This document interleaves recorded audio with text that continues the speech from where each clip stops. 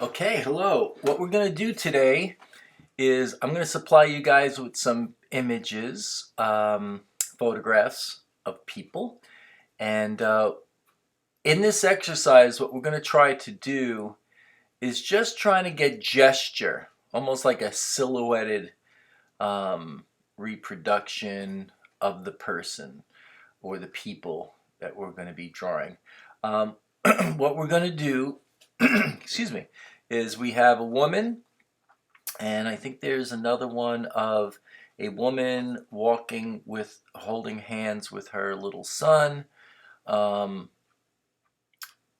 I think this is yeah. So these are just basic gestures, right? So now I did start with the head, but you can start with the torso and then work the head in afterwards.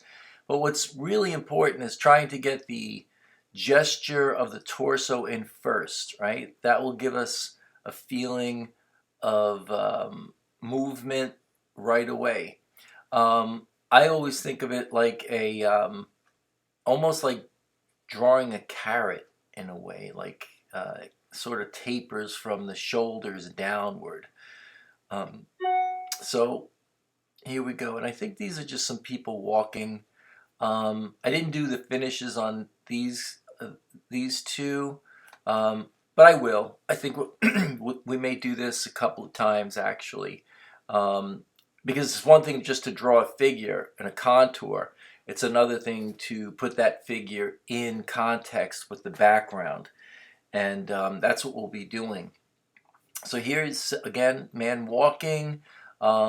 We're trying to. What I'm going to do also is I'm going to put some links in the email with for you guys, and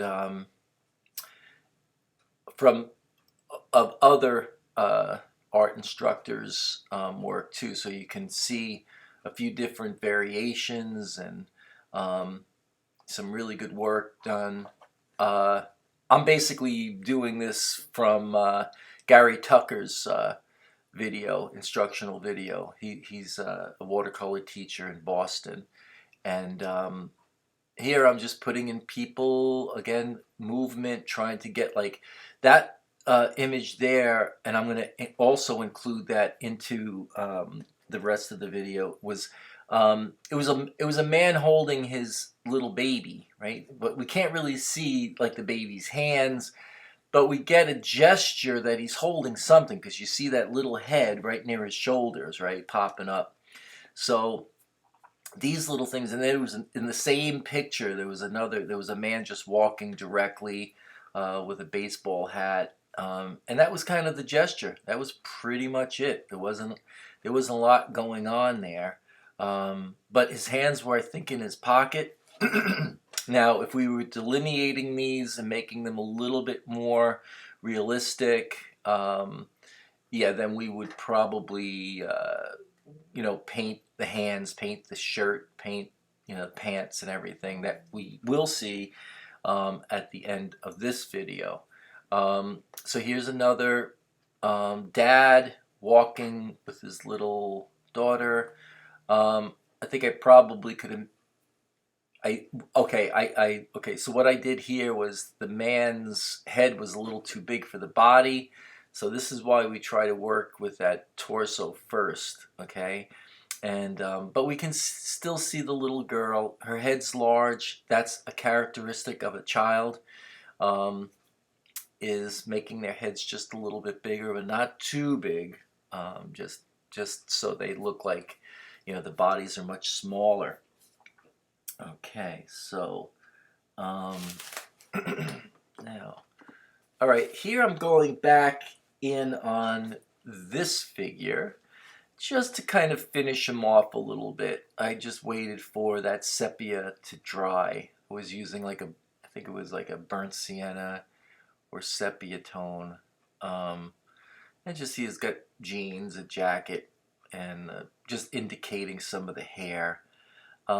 Now remember, when we're painting people in watercolor, we're not trying to do these figure studies, these perfect studies of what they look like or anatomically correct. You'll see that, you know, these things are far from being the academic model, but they do suggest movement, gesture, okay, and a feeling of spontaneity, which is really what we want to get in our painting. Now, these are not the urban sketching style. However, if let's say you were continuing in that and you wanted to continue and do more, the pencil lines would actually be paint drawn over with, or you could even just sketch with your pen. Okay, if you feel confident. I always use the pencil myself. I just because I know I'm going to make some mistakes, so I'll always draw with a little graphite pencil first and then ink it over. Here I'm just drawing the girl, and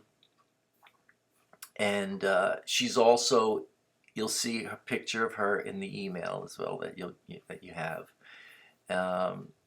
So just trying to get a general shape to her. Nothing too detailed, very sketchy, right? Now, the reason why I don't want to get too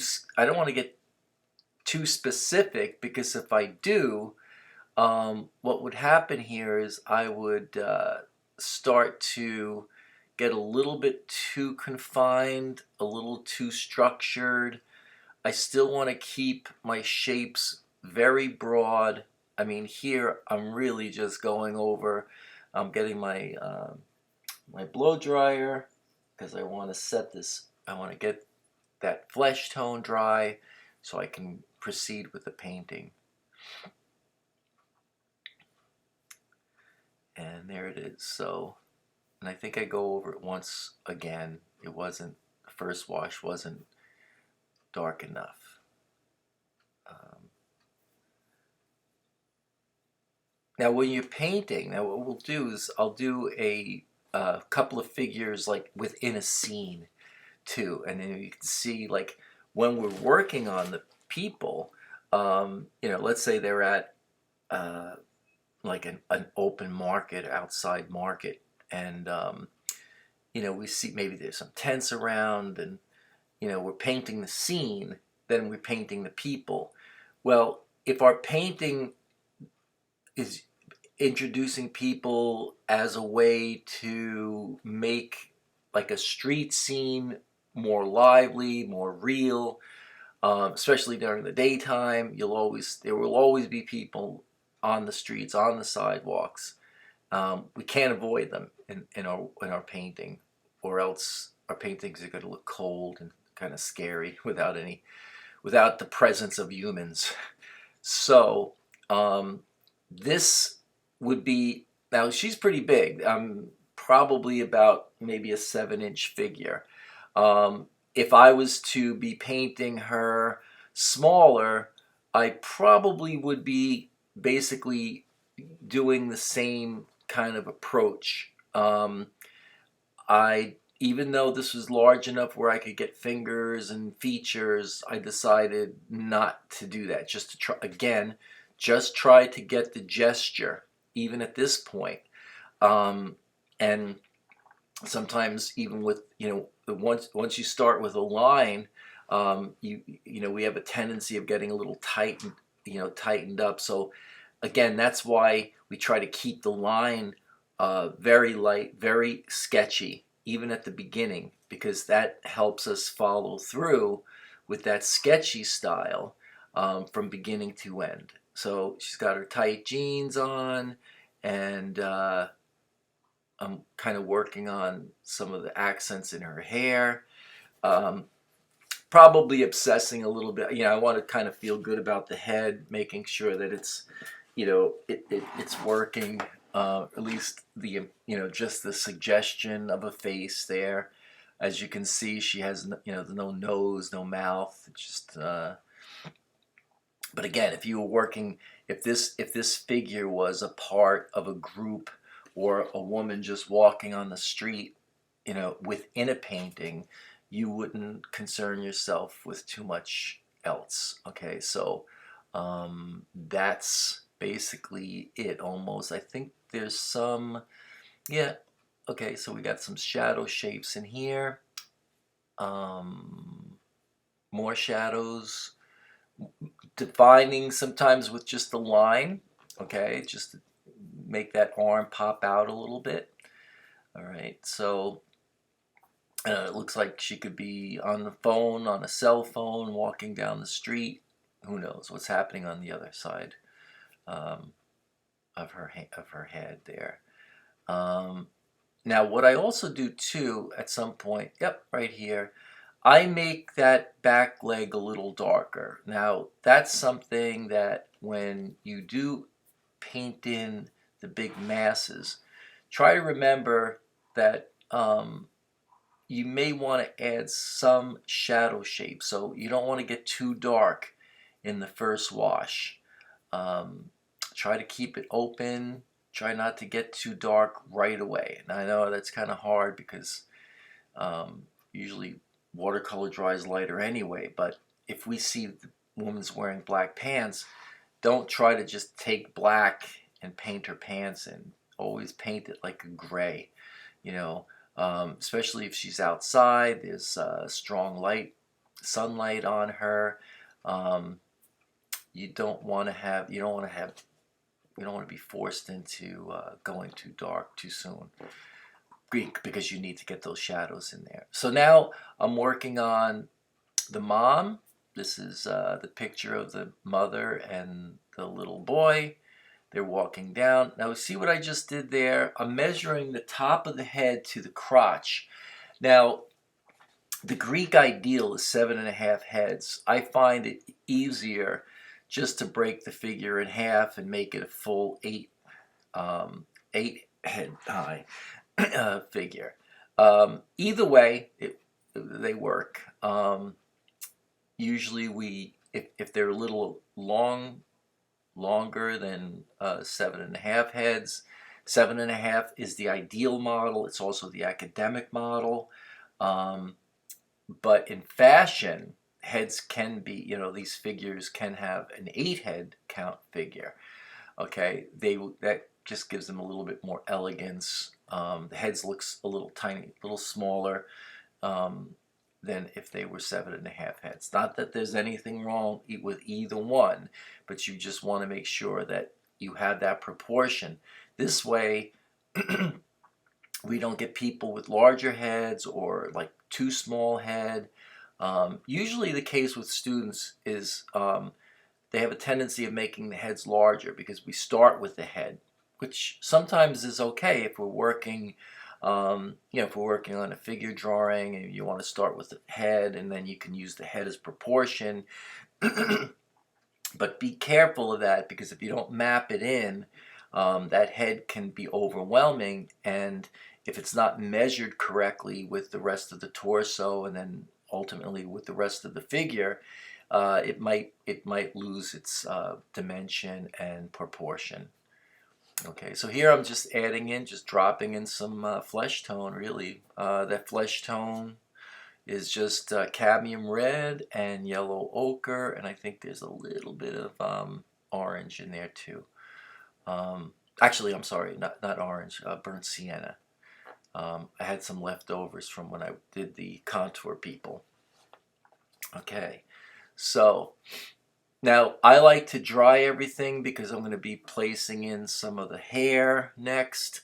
So I want to make sure that that color sits right on top. And here we go with the little boy's hair. It's mother and son have the same hair color. And now just adding a little color to the shirt. Now also look at the picture. Look at the way that the child is drawn. He looks a little awkward, right? Well, that's usually kids. They're kind of like they are awkward, right? They're not. They're a little shaky, right? But as we can see, mom is, she's anchored in, she's solid. The boy, with the angling of his shoulder. Okay, one shoulder's higher. I change the hand. I move the hand out a little bit more. Sometimes we have to do things to the figures to accentuate their body posture. So if it's something where you don't see an arm, then you have to paint in an arm. So you have to kind of, improvise a little bit to, again, to accentuate the contours and the action of the poses. So here we got basically the same color, mom's jeans, the boy's t-shirt. Now you're probably wondering why I'm using like this big brush. Well, actually, my number 12 rolled under the table. So I'm using this. It's actually good also too to use square brushes from time to time, because they block in big masses of color on your paper right away. So you may want to play with those too. I have one that's about 1/4 of an inch, and then I have another one that's about 1/2 an inch. The one I just used was about 1/2 an inch. Just a flat squirrel brush. Okay, drawing that out. So if you guys want me to do some more of these, just let me know, and we can do, actually I will do one where the people, because I did find a scene where the people were at the market, so they were all different proportions and so forth. So we'll do that too. Again, this is not the urban sketching, but if it was, the line drawing would be, or I should say the pencil would be drawn over with the ink pen, the permanent ink pen.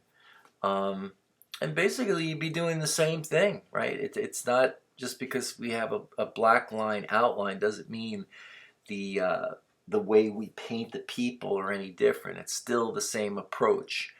Now here I didn't, there was the only line here is the line of the is just the line of the pencil. Okay. Now I made a mistake there, but you know what? Sometimes you have to just go with the mistakes. It could just be a little strap thing. Now I'm kind of looking at some of the shadows. The paper towels just to keep my hand from resting on the rest of the drawing. I want to keep it clean and fresh.